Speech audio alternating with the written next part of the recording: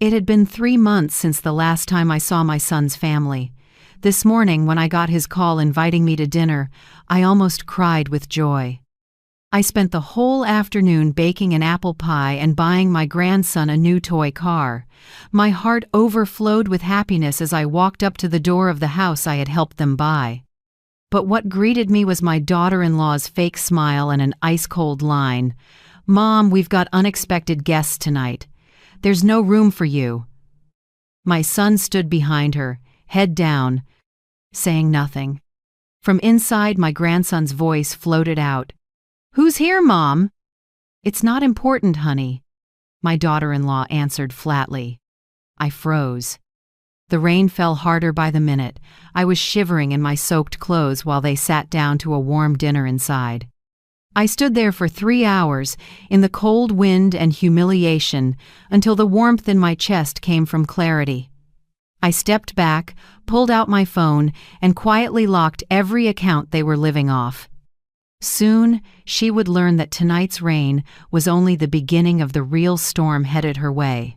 If you're still listening, tell me where you're watching from. Every comment you leave is another mark in this journey. And if this story has touched you, don't forget to hit like so it can reach even further. My name is Marjorie Bennett, 70 years old, a widow for almost 8 years. I live alone in a small house in Portland, Oregon, the home my husband Walter and I spent more than 30 years building. After he died of heart disease, I had no one left but Ethan, my only son, and his wife, Clara. I used to think that as long as I helped them, I still had a family. Ethan is a civil engineer, gentle and quiet. Clara, my daughter-in-law, is a beautiful, sharp woman, but cold as glass. From the day they married, she made me feel like an uninvited guest in my own son's life. Even so, I did what any mother would do. I gave everything. I pulled from my savings to cover their mortgage, helped them buy a new car, and paid private school tuition for Leo. Each month, most of my pension went straight into Ethan's account to ease the burden for the young couple. And I told myself, that's a mother's joy. So when Ethan called that day, inviting me to dinner after 3 busy months, my heart blossomed. I hadn't heard my grandson's voice for too long. Leo is 9, curly-haired, and loves my stories about when his grandpa was alive. I wanted to see him, to hold him, to hear about school. I spent the whole afternoon getting ready. I chose the navy dress, Walter once said, lights up the whole room when you wear it. I took from the wooden box the pearl necklace he gave me for our 30th anniversary. I spritzed a little lavender perfume, the scent Leo once said, "Smells like your baked treats, Grandma." Before leaving, I put the still warm apple pie and Leo's new toy car into a basket. I looked at the clock, 5:30. Enough time to take the bus across town. On the way, I couldn't stop smiling, picturing my grandson squealing when he saw the gift. When I reached their neighborhood, crimson maple leaves littered the path. A quiet pride rose in me. I had paid most of the down payment for this house. Ethan once said, "Mom, I don't know how to thank you enough." I just smiled. Your happiness is thanks enough. I rang the bell right at 6. The rain started tapping, light as a greeting. I heard footsteps, then the door opened. Clara appeared in a fitted black dress, the very one I'd given her last month. "Oh, you're here already?" she said, voice flat as water. "Of course." Ethan said dinner at 6. I brought apple pie for Leo. I smiled, hands trembling slightly from the rain. Clara glanced past me, then lowered her voice. "Actually, we have unexpected guests tonight. We're short on food, so I can help. I brought extra pie," I answered, trying to keep my voice cheerful. She gave a tight smile, turned inside, and said something. A minute later, Ethan came out. The look in my son's eyes made my heart pinch. He wouldn't meet my gaze. "Mom, I'm sorry. We have guests tonight. There's no room for you. No room for Mom." The words dropped into me like a stone. I stood there, stunned. "But you invited me, Ethan. You said, 'I know, but it's just unexpected. I'll come by tomorrow, okay?'" I felt my lips move, but no sound came out. The rain thickened. Wind swept under the porch. I hugged the basket tighter, trying to steady my hands. From inside, Leo's bright voice rang out. "Who's here, Mom?" "It's not important, honey," Clara answered, dry as dust. Not important. His grandmother not important. I stood still for a few seconds, then whispered, "I understand. I'll go." But I didn't leave right away. I stepped back under the small awning. Warm light spilled from the house. The smell of food drifted out, roast meat, wine, laughter. Inside was my family. Outside, in the cold rain, was me, a stranger. At first I thought I'd walk away, but my legs wouldn't move. I looked through the window, saw Clara pouring wine, Ethan chatting with guests, Leo sitting quietly, having no idea his grandmother was standing out there in the rain. Time crawled with cruelty. 5 minutes. 10. 30. The rain grew heavy. Water running through my hair. Icy at the nape of my neck. I tried to shield the gifts, but the wrapping paper was soaked. The toy car peeked through the clear plastic. The apple pie cooled in its box. An hour passed. Music drifted out. They played "Fly Me to the Moon," Walter's favorite. I pressed my lips together, fighting tears. After 2 hours, I began to shake with cold. 3 hours later, my legs were numb, my heart leaden. When the window cracked open, I saw Clara say something to a friend, eyes darting toward me. She smiled, not from awkwardness, but from pleasure. I saw her lips form the words, then caught a few.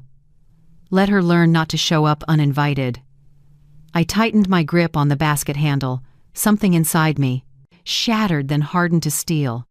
I didn't scream, didn't wail, didn't cry. I took a deep breath and let the rain wash away the last of my tears. I kept standing there, hoping for a small miracle that Ethan would open the door, realize his mistake, and say, "Mom, come in." But the door stayed still. Only music from the living room, the clink of cutlery on china, and faraway laughter. I stepped up to the porch again and knocked. This time, Ethan appeared, looking flustered and tired. "I'm sorry, Mom," he said softly, eyes on the wood floor. "Tonight's really inconvenient." Before I could answer, Clara cut in from behind him. "Older folks should know when to go home." "It's raining, you'd better leave before you catch a cold." I looked straight at her. "I'm here because my son invited me, not because I'm nosy." Clara gave a thin smile. "What invitation?"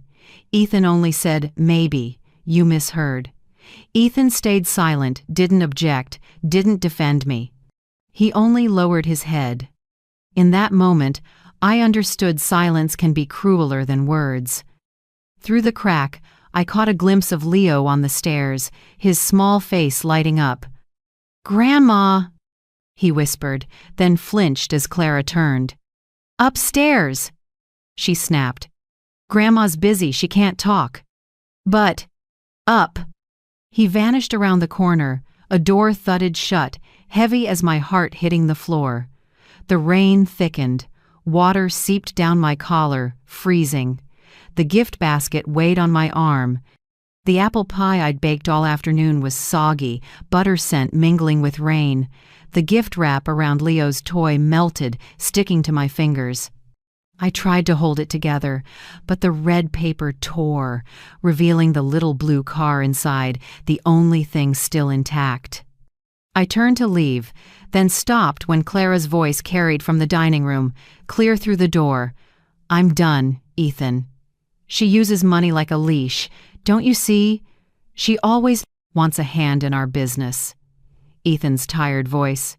"She's just helping." "Helping? Helping to control us, more like it. I'm sick of always having to thank Mom for everything.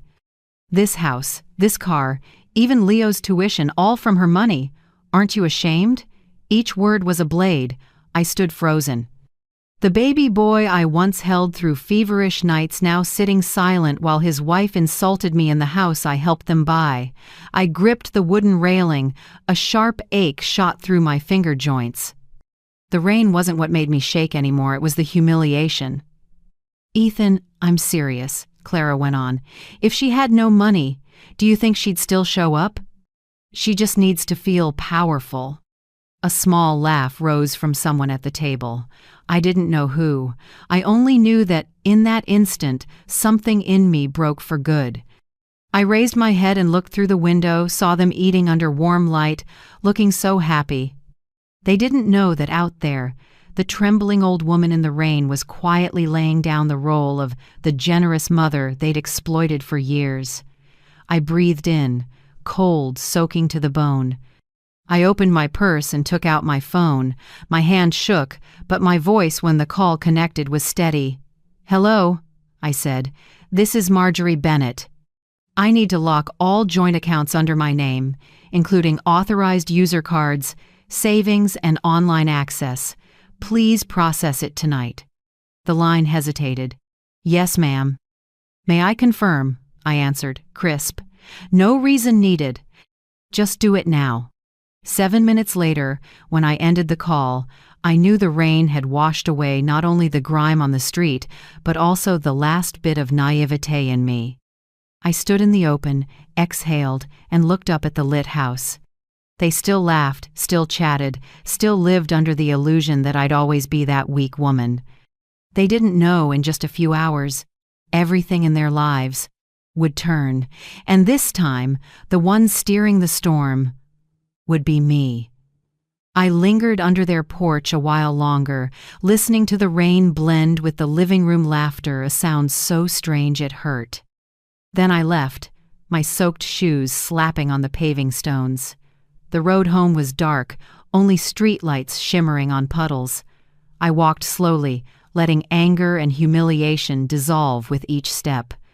Back home, I hung up my coat, wiped my face, and sat in the armchair by the window, Walter's spot for morning papers. The little room felt warm, but inside I was still cold. Outside, the rain didn't let up. It fell steady, stubborn, as if cleansing something too. I looked at the phone in my hand, the screen still showing the recent call to the bank. I knew I'd just done something irreversible, and strangely, I wasn't afraid. I called back, this time to confirm everything. The rep, a young woman with a gentle voice, reviewed the details. "Mrs. Marjorie Bennett, I confirm we've temporarily locked all accounts connected to your name, including savings, retirement, and any joint accounts with Mr. Ethan Bennett." I answered softly. "That's right.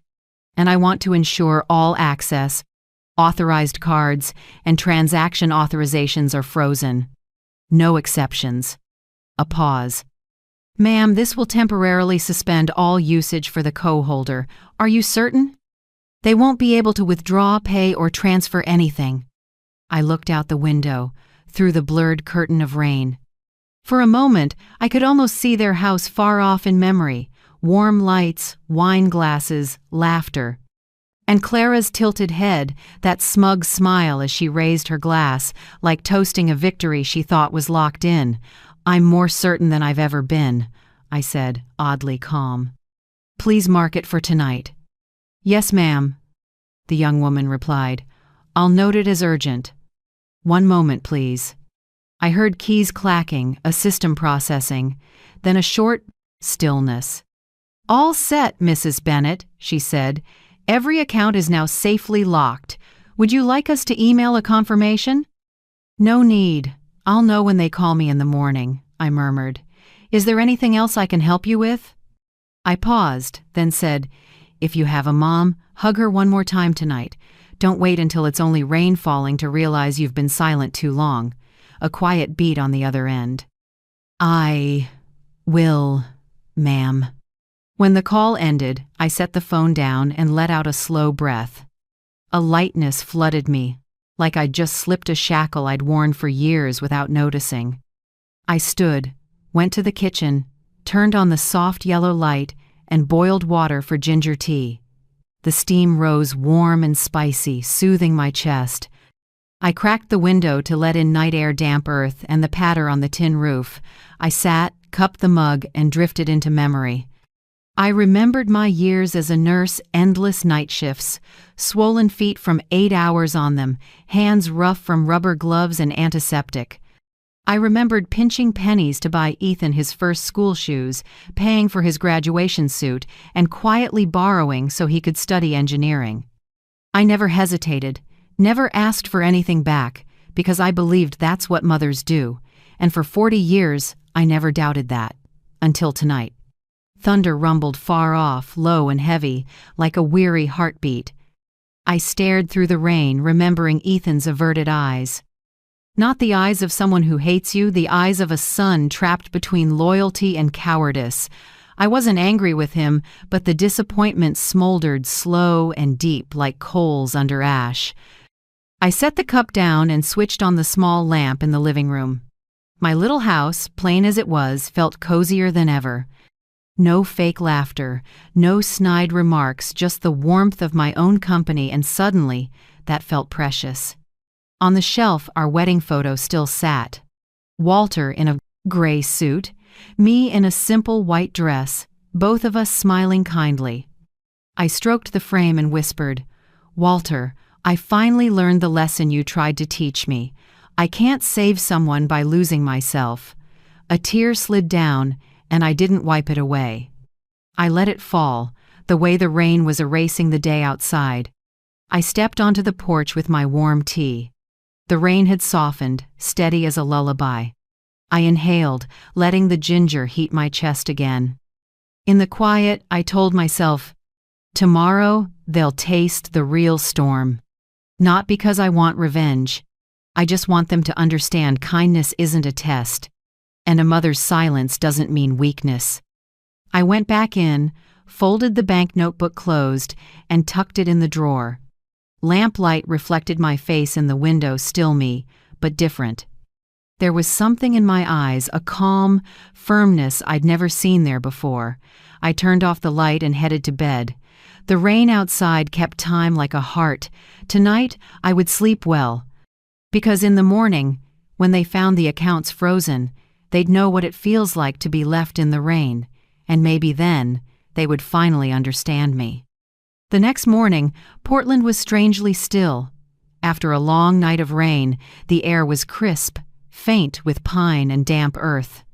I made my coffee as usual, one strong scoop, a splash of almond milk, then sat by the window. Pale sunlight filtered through the blinds, tinting the little kitchen a soft yellow. I took a sip, the bitter spreading across my tongue. Inside, there was no anger, no sadness, just a quiet space I couldn't name, like a lake after a storm. I flipped on the small radio, a jazz tune Walter used to love. On the table, last night's ginger tea still carried a gentle scent. Then the phone rang. The tone trilled fast, insistent. I glanced at the screen, Ethan. I smiled, set down the cup, and took a steady breath before picking up. "Good morning, son," I said evenly. Ethan's voice came fast, panicked. "Mom, what happened?" "Clara's card got declined.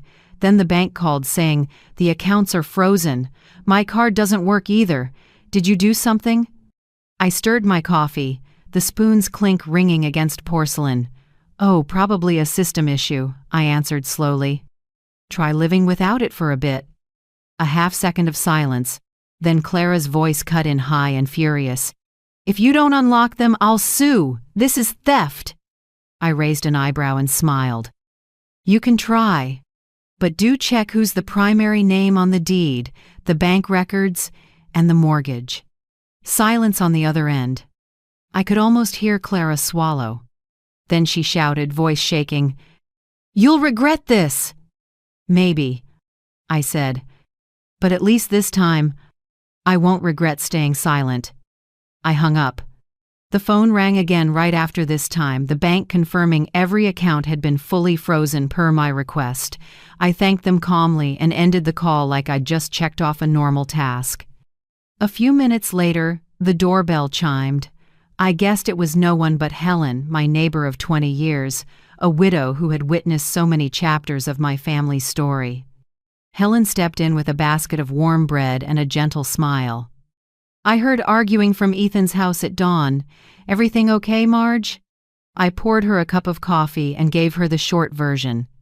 When I got to the part where Clara threatened to sue, Helen burst into bright laughter. Well, you finally did what you should have done ages ago. I didn't think you had it in you. I smiled and shrugged. I didn't either, but maybe after standing in the rain for 3 hours, anyone would find the nerve to do something different. Helen squeezed my hand, voice low. You know, people only discover their strength when there's no one left to lean on. We sat quietly for a while, listening to cars on the street and sparrows on the roof. In my small kitchen, the light washed over 2 women who'd lived through too many seasons, and in Helen's eyes, I saw a reflection of myself, calm, tired, but still proud.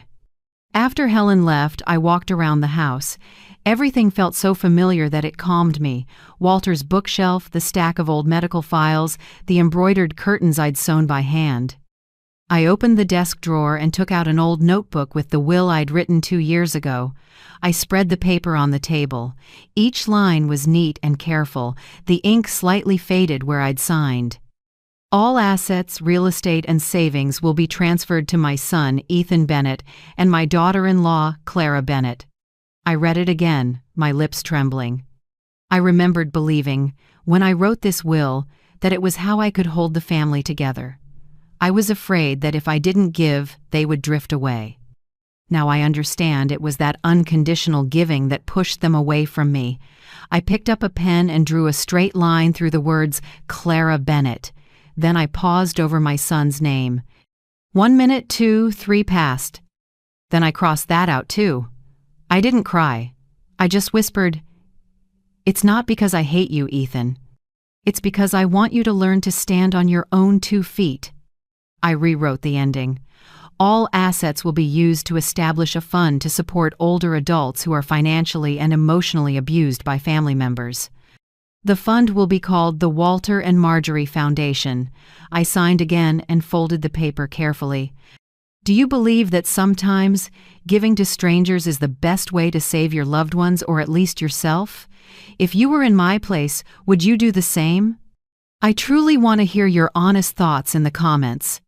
That afternoon, I called my attorney, Mr. Harris, who had handled my real estate paperwork. When I told him I wanted to update my will, he was a little surprised but said, "I'll get the documents ready, Mrs. Bennett."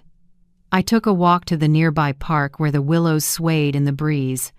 Children ran around, laughter filling the air, and I sat on a wooden bench, watching the sky begin to brighten. A lightness rose in me as if I had finally taken back ownership of my life. Around noon, the phone rang again. This time it wasn't Ethan. It was Leo, my grandson. His voice was small and shaky. "Grandma, Mom said you did something that made them mad. Are you sick?" "Dad isn't saying anything, just sitting there." I swallowed hard and kept my voice warm. "No, I'm fine, Leo. I'm just teaching your parents a small lesson. You'll understand someday. Can I come over to play with you?"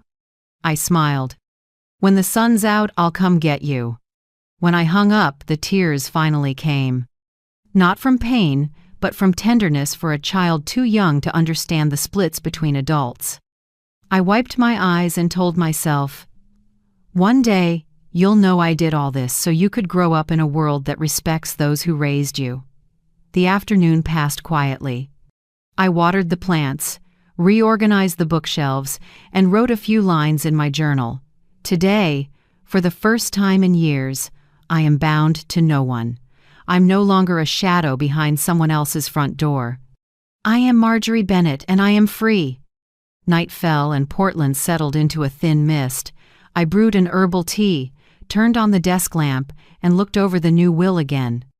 The light fell across the freshly dried signature, the strokes firm and final. Softly, I spoke to Walter. "See, I finally learned how to stand up. No shouting, no blame, just one word. Enough." I slid the new will into an envelope, sealed it, and locked it in the safe. The click of the metal lock was small, but it echoed inside me like a bell of release. Outside, the breeze stirred the curtains, and pale moonlight slipped through the window pane. I looked out at the wide sky, took a deep breath, and felt my heart beating slowly, steadily, stronger than ever. Tomorrow, I knew they would keep calling, maybe show up at my door, maybe cry, maybe rage. That was fine, because this time, I wouldn't back down. I smiled slightly, turned off the light, and told myself, they left me standing in the rain for 3 hours. Now it's their turn to feel that cold. Then I went to bed, pulled up the blanket, and slept deeply, the first real rest in years, knowing my heart was finally at peace. The next morning, Portland was still damp from the night's rain. I was making coffee when the door pounded hard enough to rattle the frame. I knew right away it was them, Ethan and Clara. I opened the door. My son stood straight with his hands in his pockets, face pale from lack of sleep. Next to him, Clara wore a long coat, makeup hurriedly done, eyes red, whether from real tears or not, I couldn't tell. I stood across the threshold, quietly looking at two people I had once believed were my family. "We just want to talk," Ethan said softly. "Fine," I answered. "Come in. But today, no one gets to dodge the truth." Inside, Helen, my neighbor, was already seated at the dining table. I'd asked her to come early. Not out of fear, but because I wanted a witness. Clara sat, hands shaking, trying to sound gentle. "Mom, it was all a misunderstanding. I didn't mean." I was overwhelmed. I didn't know what to say. I looked at her, my eyes cold. "What misunderstanding made you shut the door in my face and leave me in the rain for 3 hours? Or what misunderstanding made you call me fake, a burden, an old dog?" The air froze. Ethan turned to his wife, stunned. "Did you really say that?" I didn't answer. Helen spoke up, slow and steady. "I heard it all, Clara, through the window next door. Every word you said to your friend. That can't be called a misunderstanding." Clara quickly wiped her tears. I'm sorry, I lost control. It was too stressed, I cut in. Sorry doesn't mean anything when the person saying it can't even remember what they did. If you're sincere, repeat it, word for word. Just like you said that night. She froze, looking to Ethan for rescue. He lowered his head, silent. Helen stayed still, hands clasped on the table, eyes fixed on Clara. I'm sorry," Clara stammered. "I heard that," I said. "But I want to hear the exact words you used." Her voice tightened, shrinking to a rasp. I'm sorry for calling you fake." I said nothing. "I'm sorry for saying you were a burden." The room was so thick with tension you could hear the wall clock tick. I still didn't speak. Helen glanced down, her hands tightening, holding back anger. Clara swallowed, eyes blurring.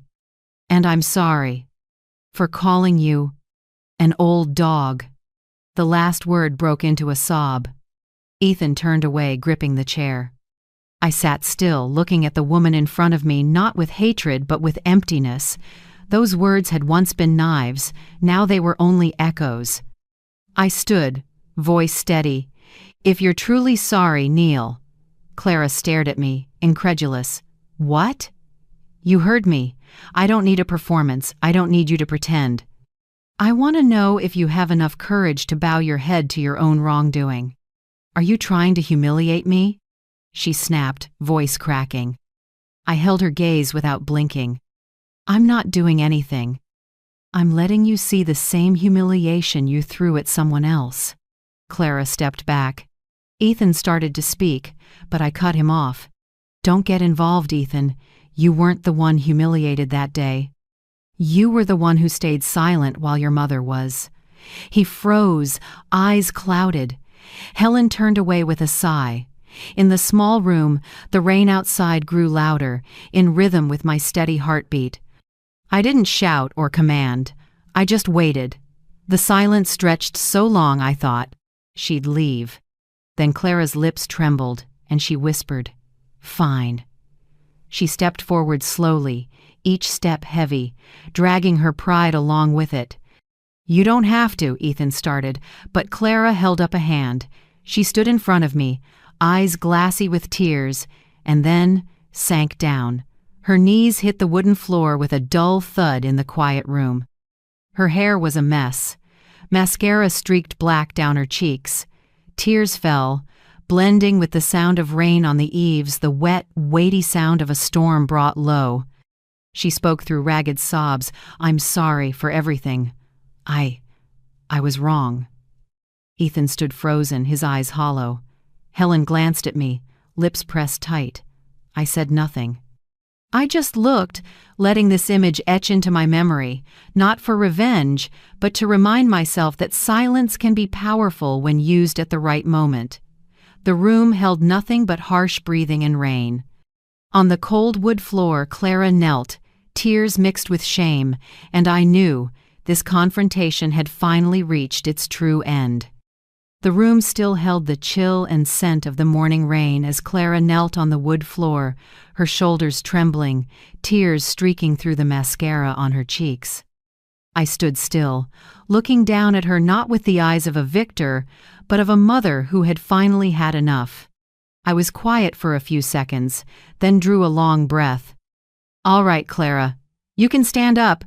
I don't need you down there any longer. Now we move to part 2, the new rules." Clara lifted her head, eyes exhausted, and Ethan looked up slightly, stunned. "Rules?" he repeated. I pulled out a chair, sat down, and set both hands on the old wooden table. Helen, still there, watched in silence. The dim light from the window fell across my face, and even I knew there was no room left for pity. "That's right," I said slowly, clearly. "From today on, if you two still want to set foot in this house or have any relationship with me at all, you will follow a mother's 10 rules." Clara wiped her cheeks, voice hoarse. "Are you trying to control our whole lives?" I gave a small smile. "No, I'm taking back control of mine." Helen nodded gently in agreement. I opened the small notebook where I'd written everything last night, firm strokes like a vow. I looked straight at them. "Let's begin. First rule, no more reckless spending." I looked at Ethan. "From now on, you won't get those little bits of help every month. I worked my whole life to save, not to watch you spend it on restaurants, cars, or things that only make people look rich."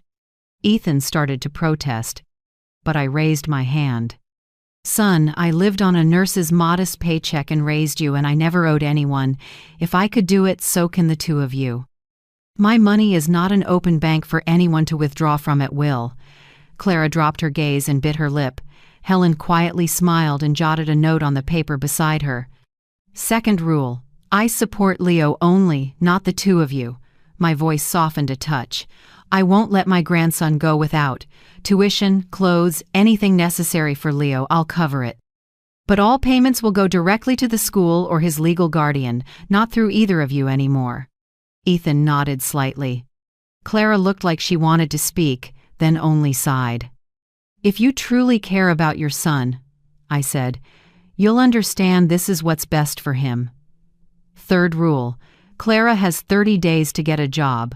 I met her eyes. 30 days. Not to prove anything to me, but to prove you can still live on your own merits. I won't cover credit cards, shopping, or any bill. If on day 30 you still don't have a job, you will leave that house." Clara glared. "Leave my house?" I lifted my chin, calm. "That house is still in my name, Clara. You've been staying there by my grace." The air tightened. Ethan shut his eyes briefly, accepting the truth he'd avoided for years. "I'm giving you time," I said. "But don't forget, my son Mercy doesn't extend forever." Fourth rule, don't show up unless you're invited. My voice dropped. For years, I've been the one calling, sending gifts, visiting, and arranging every family gathering. From now on, if I don't invite, you don't come. Don't knock, don't pretend to drop by, don't bring a cheap gift and a fake smile. Let this house be truly quiet. Clara bowed her head, lips tight. Ethan stayed silent. Helen added a few lines, her mouth set like she was holding back a sigh. Fifth rule: one disrespectful word and all support ends forever. I leaned slightly and looked at both of them. I've had enough of insults, fake tears, and complicit silence. If there is even one more disrespectful line, I will act as if you never existed in my life. No warning, no forgiveness, no return. Helen lifted her head, looked at me. I'll bold that one, she said firmly. Clara shivered. I saw her hand clutch her coat, fear flickering under the last of her pride. Ethan said nothing, looking like a man waking from a long daze. I closed the notebook, set the pen on the table, and looked at Helen. Now I want a clear record, not a contract, a family agreement. Helen understood. She pulled a blank sheet and began writing, "Agreement between Mrs. Marjorie Bennett and her son Ethan Bennett and his wife Clara Bennett. All parties agree to the rules as stated, witnessed by Helen Porter." She read each line, steady and clear. I nodded and signed. Helen signed next, then slid the page to Ethan. He took the pen with a trembling hand. I understand, Mom," he said quietly, and signed. The pen stopped in front of Clara. She looked at me, eyes wet. "Do you really want to humiliate me this much?" I shook my head. "No, Clara.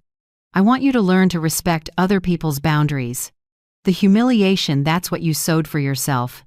She said nothing more and signed. The signature wobbled, crooked like her pride, cracking apart. Helen folded the paper into a file and said, "That's that. From now on, everything is clear." The room went still. On the porch, sunlight began to push through the clouds, reflecting on the wood floor where a faint, damp mark still showed where Clara had knelt. She stood, grabbed her purse, and said nothing. When she turned, her eyes met mine, no hatred left, only fear and shame.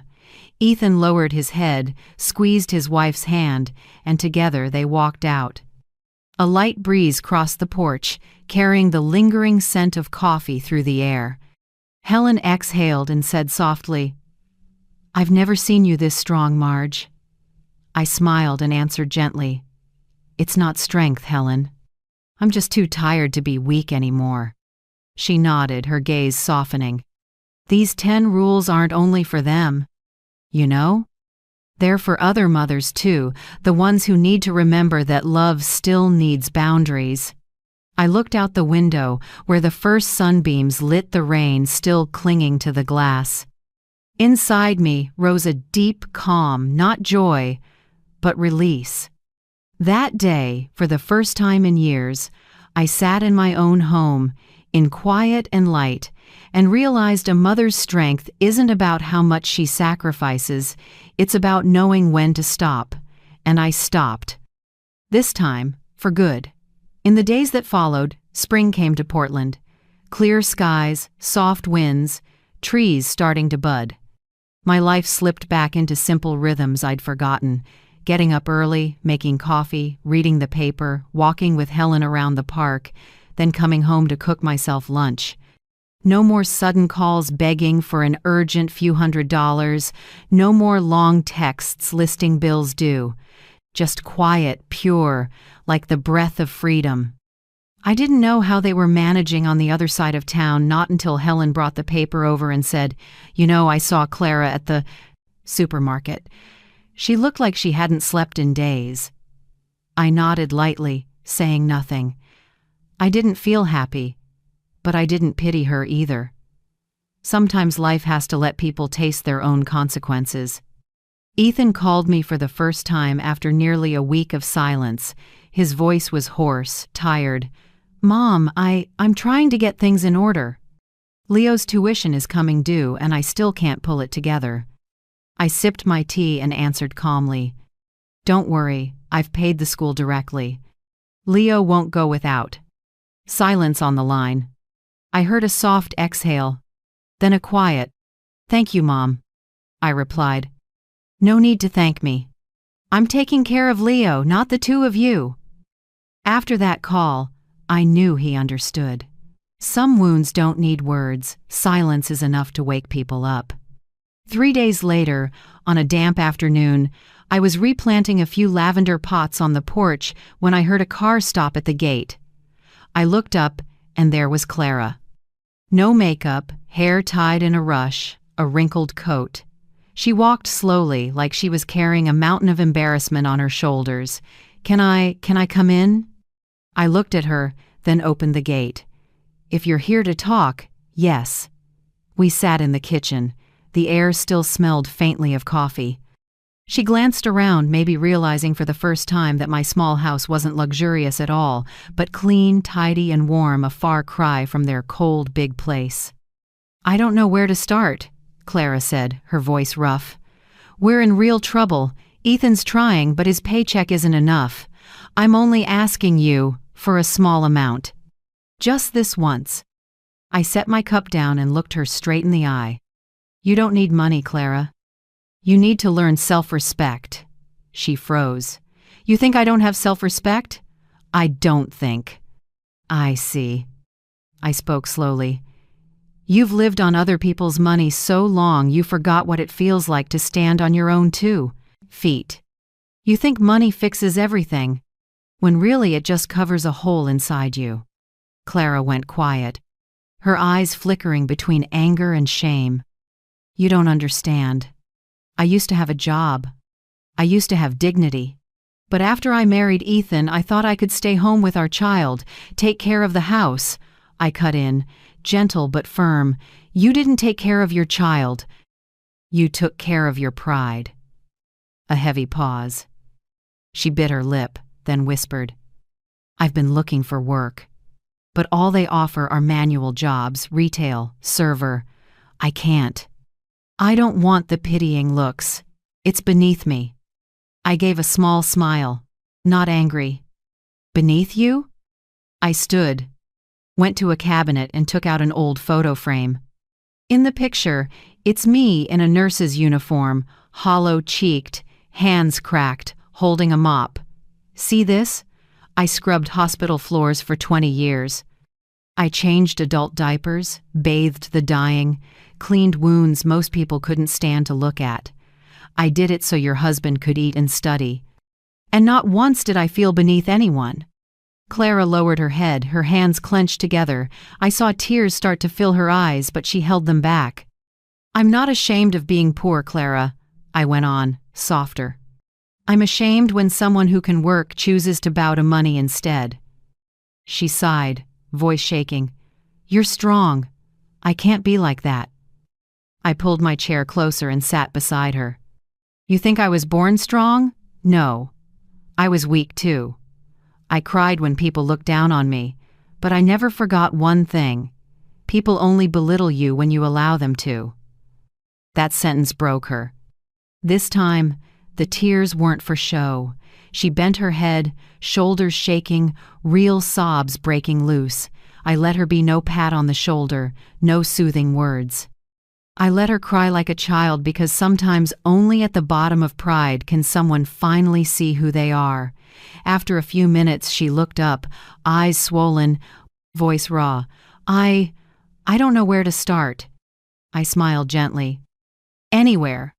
A coffee shop, a corner store, the bakery down the block. No one says you have to start at the top. What matters is that you actually start." She stayed quiet. Her eyes drifted to the wood floor, the same spot where, weeks ago, she'd knelt in humiliation. Now, a thin ray of afternoon sun slipped through the door and lit a small streak across it. Clara saw it, and so did I. I spoke slowly, low and warm. "Self-respect can't be borrowed, Clara. It only arrives when you stand up and earn your first meal without putting out your hand. The day you do that, you'll understand what I'm saying now." She nodded, said nothing, just whispered, "I'll try." I stood, refilled our water, then looked at her one last time before she left. "You don't need to thank me. Thank yourself for being ashamed at the right time." She pressed her lips together and left.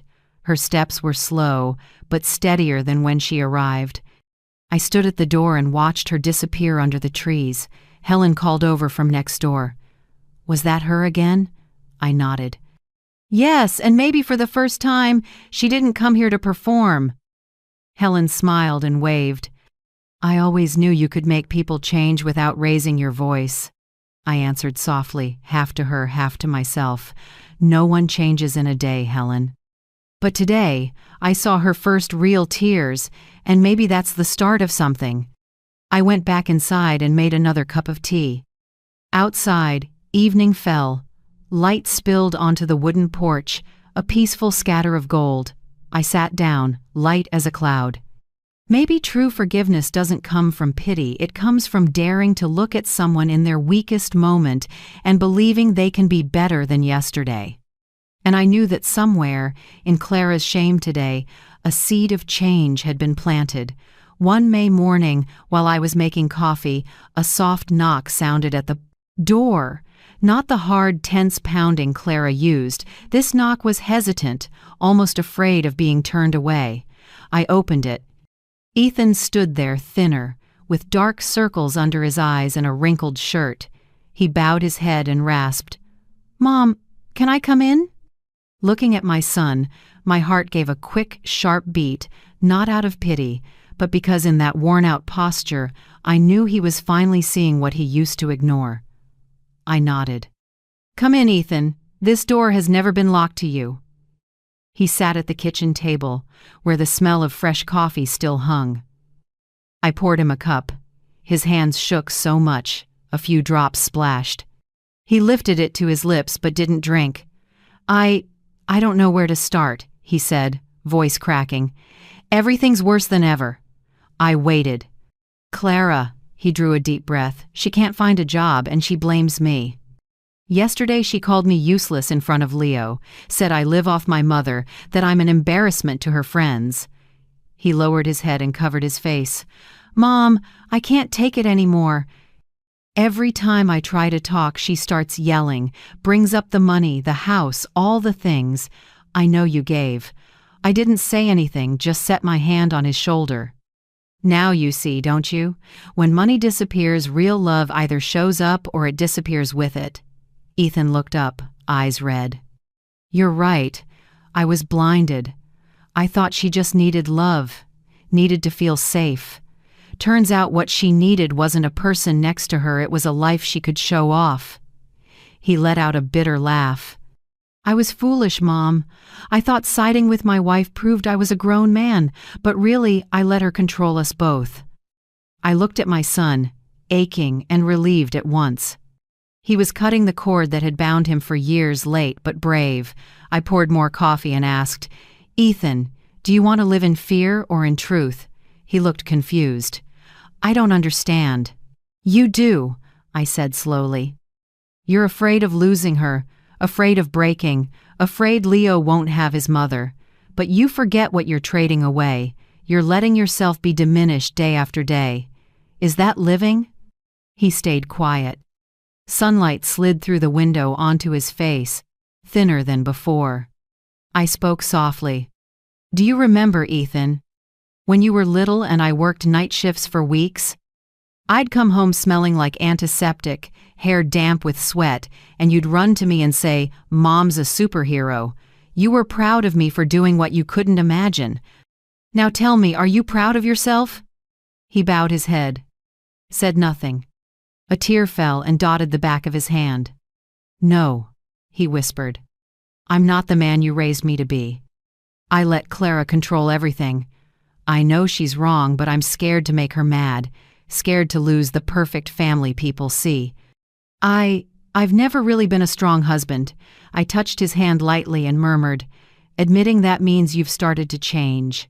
He nodded, breathing deep. "I just don't know where to start, Mom." I stood, went to my desk, and took out a small envelope. I set it in front of him. "This is a copy of the agreement from the other day. Not to throw in anyone's face, but to remind you that boundaries are now clear. No one gets to blame the past anymore." Ethan opened it, eyes landing on Clara's shaky signature. He gave a sad smile. She signed it, but she didn't get it. To her, everything's a power game. I sat across from him, voice firm. "No one can take your power unless you hand it over." You handed it over with your silence. Ethan nodded, voice tight. I understand. Just then, the landline rang. I saw the caller ID, Leo's school. I picked up. Mrs. Bennett, we're calling to inform you Leo's tuition for this term is still unpaid. We've tried to reach his parents without success. I glanced at Ethan. He looked flustered, mouthing an apology. I spoke into the phone, steady. Thank you for calling. Please contact Leo's parents directly. I won't step in for them this time. I hung up. Ethan stared, unsure. Mom, I thought you were still helping with Leo? I am, Ethan. But I can't keep paying for choices you won't take responsibility for. If you want Leo to have a future, his parents need to learn how to earn it. He bowed his head, didn't argue. Silence stretched, thick enough to hear the clock tick. I turned away, poured more coffee, and spoke slowly. Ethan, I'm giving you 72 hours. In the next 3 days, you decide. Either she changes, or you leave. There's no third option. If you stay in a marriage you know is rotten, you're teaching Leo to endure mistakes instead of fixing them. He looked up, eyes wide. 72 hours? Yes, I don't need an answer now, but at the end of 3 days I want you here not to cry, but to tell me what you chose, because this time I won't rescue you. I walked to the window. Outside, the sun began to break through. Light danced on the leaves, and across Ethan's face, the face I'd shielded for 40 years, now like a child learning to step on his own. He sat there a long time. Then he spoke, voice rough. Do you believe in me, Mom? I turned and met his eyes. Since the day you were born, I've believed in you. The trouble is, I believed too much while you didn't believe in yourself. Ethan gave a sad smile, tears sliding down. I think I'm starting to understand you. I nodded. Good. I don't need a dutiful son anymore. I need a man who protects his own dignity. We sat in silence a few more minutes. I heard the clock shift. The wind tapped the window. When Ethan stood, he seemed different, not strong yet, but with a resolve in his eyes I hadn't seen in years. I'll talk to Clara, he said, steady. Not to. Fight to face the truth. I can't let Leo grow up in a house full of fear. I looked at my son, worried and proud. Remember, Ethan, real change begins in silence. But after that, it has to be action. He nodded and stepped out. As his figure faded into the morning sun, I stood there, hand on the doorframe, feeling a mix of hurt and relief. My sun was cracking, but in those cracks, the first light of awakening was finding its way in, and I knew that if he dared to keep that light, everything would change. 3 days passed since Ethan came to see me. I didn't call or text, partly to keep my word to let him decide, and partly because I knew what was happening in his house was harsher than any storm outside. On the third morning, while I was trimming lavender on the porch, Clara's familiar silver car screeched to a stop at the gate. The door flung open, and she stepped out, not pathetic like when she came begging, but furious, almost unhinged. You ruined my family, she shouted, her voice ringing down the street. I calmly set the shears in the soil and brushed off my hands. Good morning, Clara. You're early. Don't pretend to be polite. She marched toward me, face flushed, hands shaking. This is all your fault. Since you cut the money, everything fell apart. Ethan wants a divorce, Leo's distant, and it's all because of you. I stood, facing her, my eyes steady, my voice strangely calm. Clara, I didn't ruin your family. I just cut off the money. The rest you did yourself. Her mouth fell open. For a few seconds, nothing came out. A breeze blew, sticking a few strands of messy hair to her smudged lipstick. I went on, even and clear, like explaining to a child. Families don't break because of a lack of money. They break because of a lack of respect. If you truly loved Ethan, you'd stand by him, even when he had nothing. But clearly, what you loved wasn't him. It was the life he could give. Thank you, while his mother stood behind him. Clara stepped back half a pace, eyes flashing between anger and shame. You don't get it. I just want a better life, not to scrape by like poor people. I raised an eyebrow. And who do you think I am? I hauled trash in hospital rooms, mopped bathrooms, and ate cold meals for 20 years to raise your husband. I don't think being poor is degrading. I think holding your head high while living off others is what's truly pitiful. The air thickened. Clara opened her mouth to fire back, but no words came. I looked at her, tired but not angry. You have two paths, Clara. Keep blaming others, or start living honestly. Choose.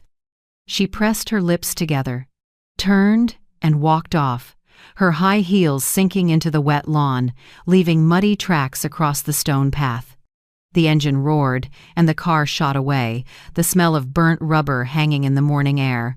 I let out a long breath, not a sigh of relief, but the kind of breath from someone who knows the biggest battle has only just begun.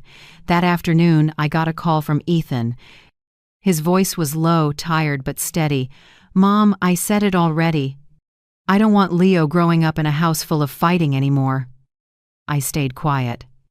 On the other end, I could hear him exhale, with Leo's faint crying in the background.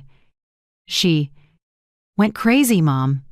Threw things, cursed me out, said I'm useless, a failed man who's run by his mother.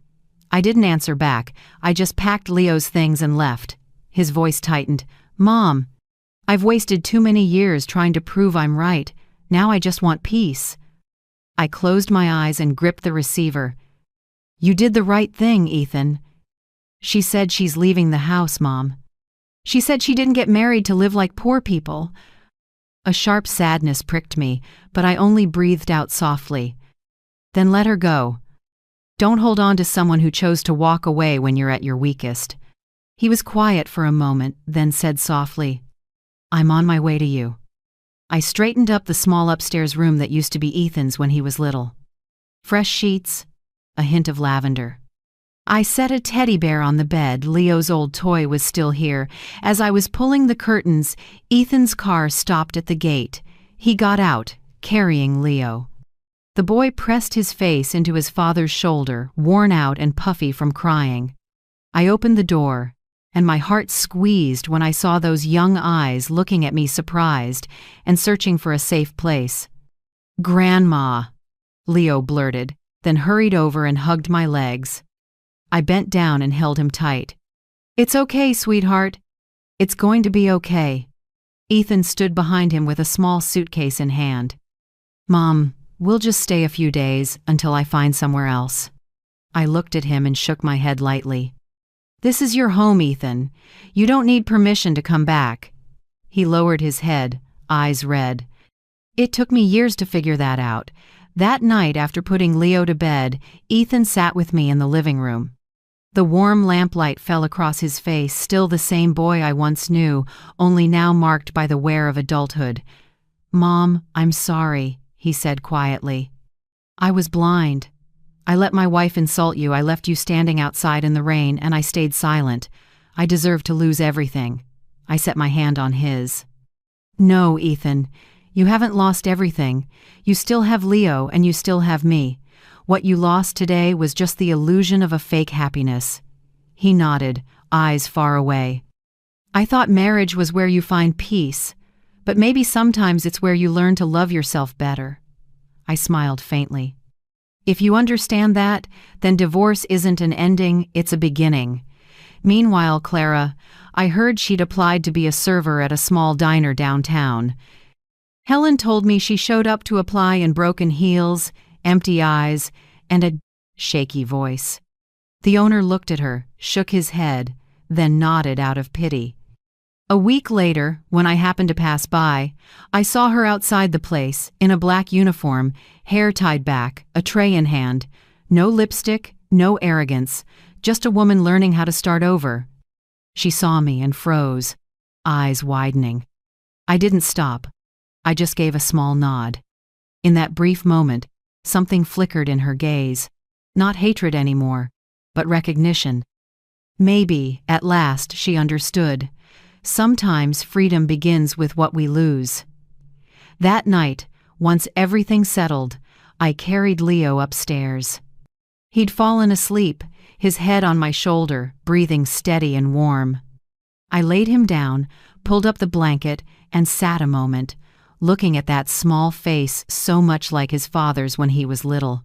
Ethan stood in the doorway, leaning on the frame, relief in his eyes. "He's sleeping well," I said. "I don't think he's slept this peacefully in months," he answered. I nodded, brushing Leo's hair. "See, peace isn't something we chase down. It comes when we dare to let go of what hurts us." Ethan was quiet, eyes wet. "Mom, I'm grateful." I smiled gently and shook my head. "Don't thank me. Live in a way that honors it. This peace isn't only for me, it's for Leo too." He bowed his head. "I promise." I switched off the light and pulled the door almost shut. Outside, the night wind moved softly through the willows, carrying a sweet hint of lavender from the porch. I sat on the sofa with a throw across my legs. For the first time in years, the house was truly quiet. No more shouting, no more tears, no more pretending. Only the steady breathing of my grandson upstairs and my heart, peaceful, warm, whole. I closed my eyes and whispered, "Peace has come back." And this time I knew it would stay. A year passed since the night Ethan and Leo moved in with me. Life for the three of us in our little Portland home was calm, simple, and full of warmth. Every morning I got up early to make breakfast for the two of them, oatmeal for Leo, black coffee for Ethan, and a cup of ginger tea for me. We ate to birdsong on the porch and pale sunlight slipping through the curtains. The house no longer echoed with fights, only with laughter and the small, everyday sounds of family. Ethan worked steadily at an engineering office downtown, no longer pressured to keep up a showy life. And Leo, my grandson, transferred to the neighborhood public school, a small, friendly place. Every afternoon I picked him up at the gate. He'd run toward me, backpack bouncing, shouting, "Grandma, today my teacher said I write the best in class." I laughed and patted his head. "Is that because you got your storytelling from me?" He nodded, beaming. One evening at dinner, Leo suddenly said in his clear little voice, "I like this house better, Grandma." "Here." No one yells. That short sentence made both Ethan and me go still. I looked at my son and saw the corner of his mouth tremble, his eyes rimmed red. I set my hand on his shoulder and said softly, "See, Ethan, kids only need peace, not a castle." He bowed his head and murmured, "I know, Mom." From that day on, I understood the most precious thing I'd kept wasn't the house, not the money, it was the peace growing in the hearts of the two men I love most. That fall, I did something I never thought I would. I started a club for older women called Grandmothers Rising. The idea came while chatting with Helen on a slow afternoon. She laughed. "Do you know your story has spread through the whole neighborhood? The ladies at church keep asking me, how did Marjorie dare to cut the money and the control like that?" I chuckled. "Dare? I just did what I should have done long ago." Helen shrugged. "Then teach others how to do it." I thought about it and she was right. So I wrote a small notice and posted it on the church board.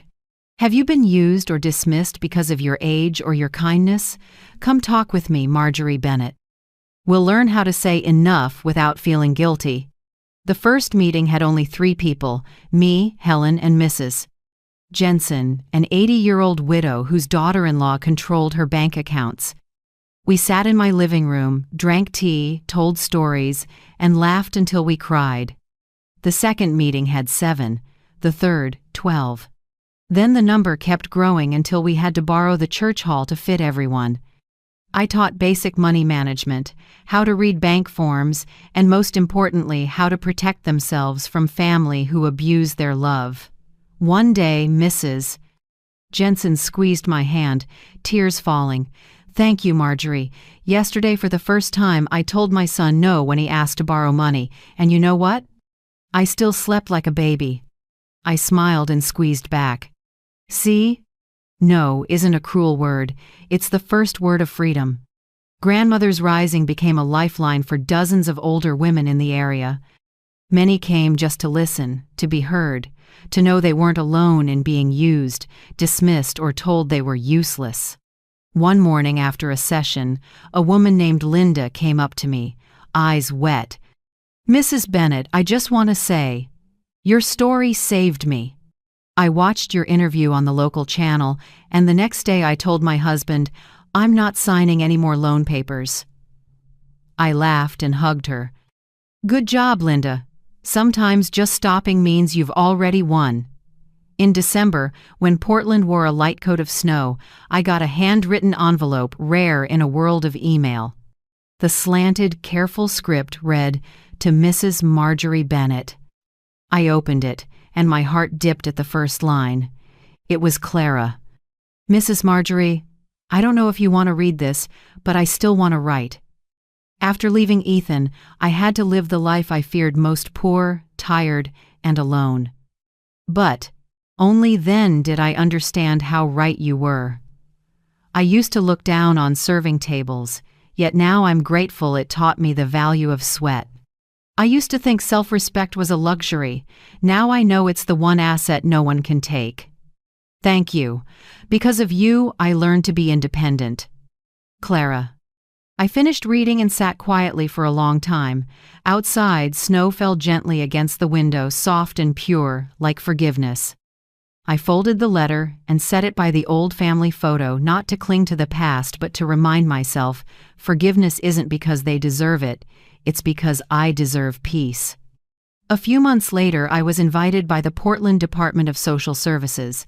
They wanted me as an advisor for the Senior Dignity Program. The call came from a young manager named Allison. Her voice was eager. "We need you to share your story and help design financial workshops for seniors. Would you be willing?" I laughed.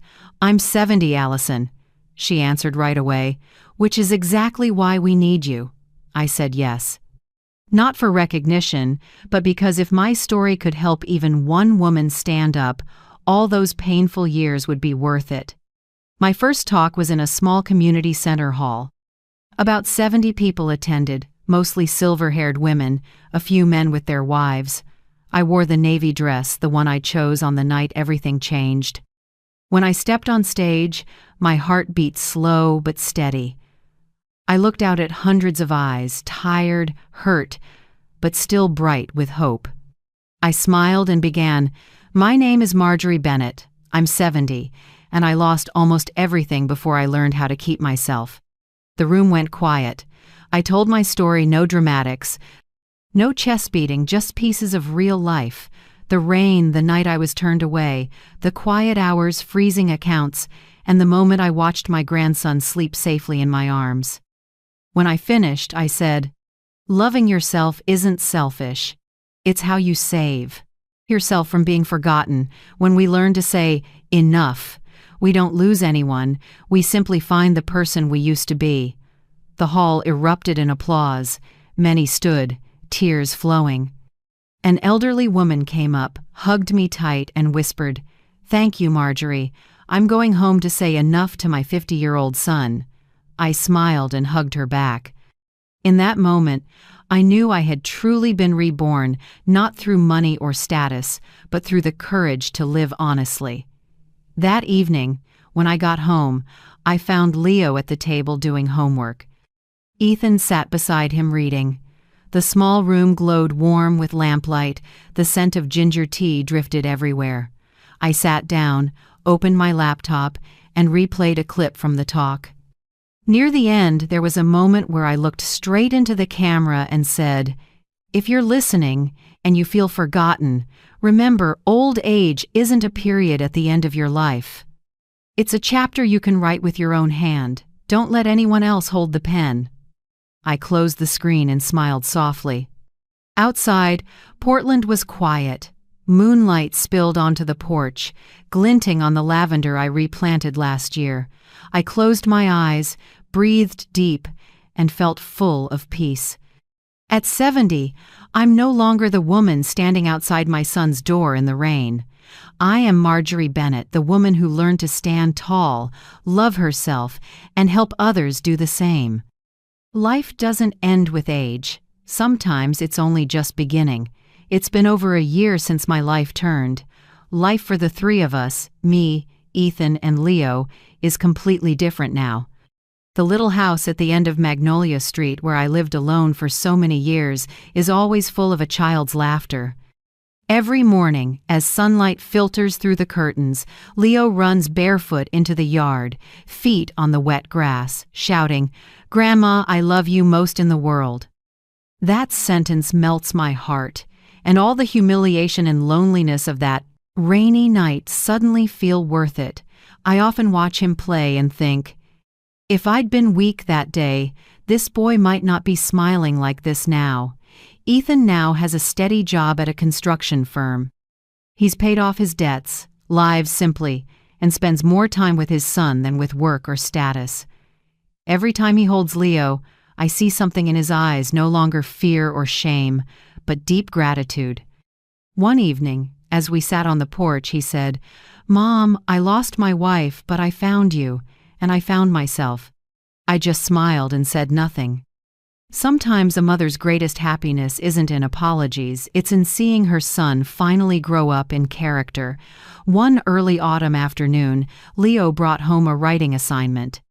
He waved the fresh, inky paper, excited. "Grandma, my teacher gave us, write about your hero. Guess who I chose?" I smiled, pretending to ponder. "Your dad?" "No." He shook his head, eyes bright. "My grandma." I laughed and ruffled his hair. "So what can your hero do?"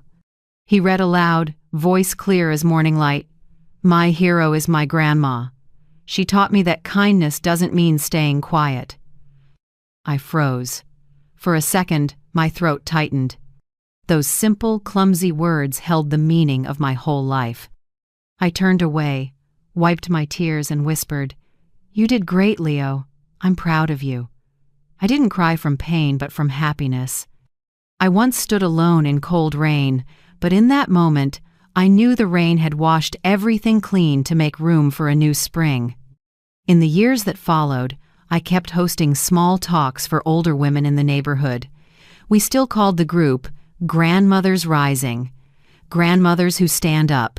No stage, no spotlights. Just a few dozen wooden chairs around a table, a pot of hot tea, and stories so real they ached. One elderly woman said, "I just told my 35-year-old daughter enough after 20 years of unconditional support." Another shared, "I got divorced last week, at 68, because I'm done hearing, 'You can't do anything anymore.'" Every meeting was a journey of release. I realized strength doesn't spread through money, it spreads through courage. When one woman dares to stand up, 10 others start to believe they can too. One winter day, while I was sorting papers, Helen brought an envelope. "For you, from California," she said. I opened it, and my heart dipped at the familiar line, "Clara." I took a deep breath and began to read. "Marjorie, for the past 2 years I've worked in a restaurant and paid my own way. I'm not asking for forgiveness, I just want to say thank you. Thank you for forcing me to grow up, because otherwise I'd still be a selfish woman who only knows how to blame others. I'm getting remarried now this time, to someone who truly loves me, not my money. Wishing you peace, Clara." When I finished, I went still. A breeze at the window stirred the white curtain, carrying a faint scent of lavender through the room. I folded the letter, set it beside my late husband's photo, and smiled softly. Forgiveness isn't because they deserve it, it's because I deserve peace. I whispered as if speaking to his spirit, "Frank, that girl finally understands." Maybe every trial we endured left something good for someone else. A few months later, the local paper unexpectedly ran a story about me, titled, "A 70-year-old woman who's changing how hundreds of families treat their parents." They called me Portland's inspiration. I just smiled. I'm no hero. I'm a mother who was once left in the rain and then learned to hold an umbrella for herself. That article spread faster than I expected. Soon after, I received an invitation to join the Senior Dignity Program, a project supporting seniors who are financially abused. The program lead called and spoke with warm respect. "Mrs. Bennett, we heard your story and believe you can help many people find their own voice again." I agreed without hesitation. From someone who was hurt, I became someone who helps others find shelter in the sun. Now I understand one thing clearly: kindness is not the same as endurance. I teach Leo that every day.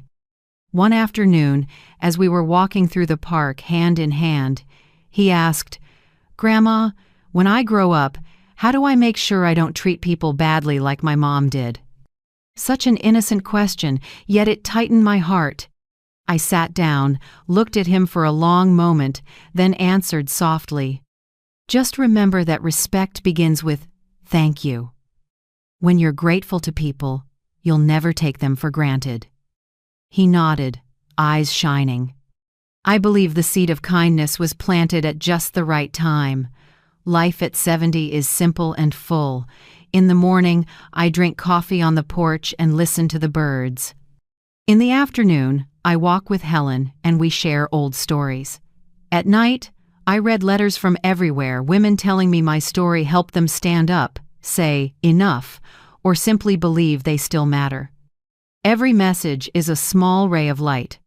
A woman in Texas wrote, "Mrs. Marjorie, I stopped sending money to my son after 10 years.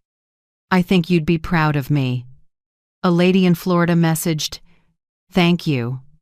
I divorced after 40 years of insults, and now I'm learning piano." I'm 72. I read every line and the tears fell on their own, not from sorrow but from gratitude because I didn't let that long-ago rainstorm put out my fire. I looked straight into the camera during the final taping for the Senior Dignity Project. My voice shifted gently toward the audience, as if speaking directly to you, the one watching this story. If you've stayed with me to this point, maybe you've loved someone so much you forgot yourself. But please remember, kindness shouldn't become a chain. Sometimes saying enough isn't an ending, it's the beginning of freedom. I paused, letting my breath fall in step with the listener's heartbeat. Outside the window, a light rain began, each drop tapping the wood frame like a familiar tune. I turned to the audience and smiled with all the peace I have. I'm Marjorie Bennett, 70 years old, and this is my story how one rainy night turned me from weak to free. If this story touched you, tell me where you're watching from. I truly want to know how far it's traveled. Leave a comment, share your thoughts, or tap like if you believe justice sometimes begins with a heart that's hurt but unbroken.